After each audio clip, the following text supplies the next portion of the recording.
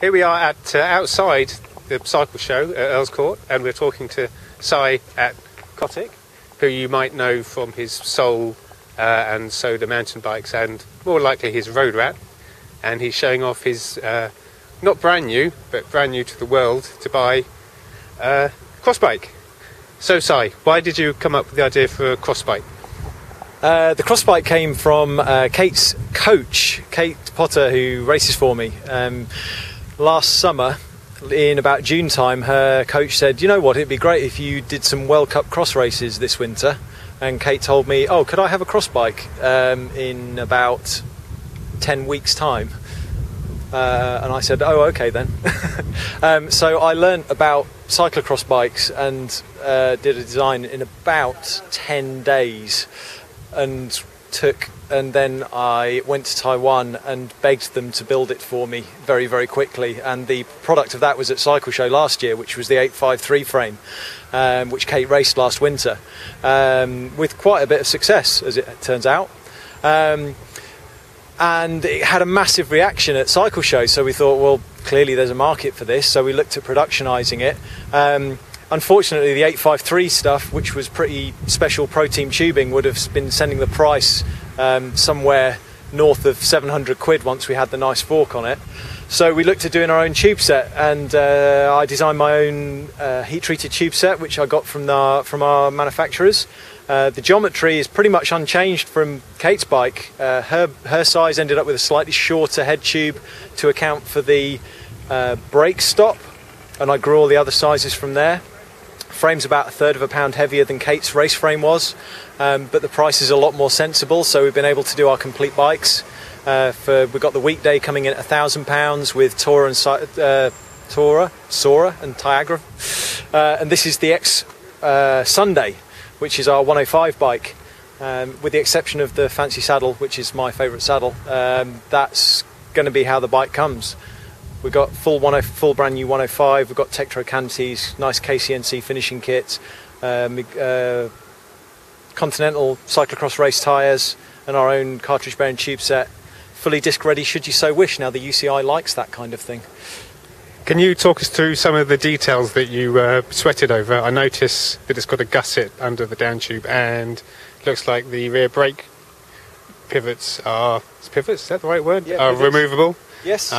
So talk us through the bits, and the double water bottle cages as well. Yeah. Well, with it being a steel frame, it was never going to be a completely pure race frame.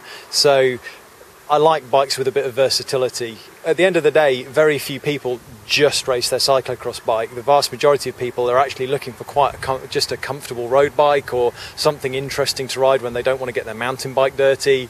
So we came at it from a point of view of a more all-round user perspective. It's still very raceable as a cyclocross bike because it's got lots of tyre clearance and it's got pretty good cyclocross geometry, but from the point of view of the fact that, you know, I mean, for instance, this morning I rode it across London from the people I'm staying with. It was a 45-minute ride, so I was drinking water on my ride because it's a long ride, and I would have been annoyed not to be able to do that. So it's got the two water bottle bosses where they are, because with a side loading cage you can actually get the top boss with a 500ml bottle. So if you do quite a long ride, you can actually carry enough water with you and still actually get the bike on your shoulder. There's still enough room to do that. So we decided to do that. It's got an oval top tube, which is a signature feature of pretty much all the Cotics now, because it gives a nice balance of torsional rigidity in the frame and vertical compliance for no extra weight for a bigger, stiffer tube. The nice little flip side of that with cyclocrosses is because we've run the bottom bracket cable routing, it means it's a bit more comfy to shoulder because the tube's a bit flatter at the other end.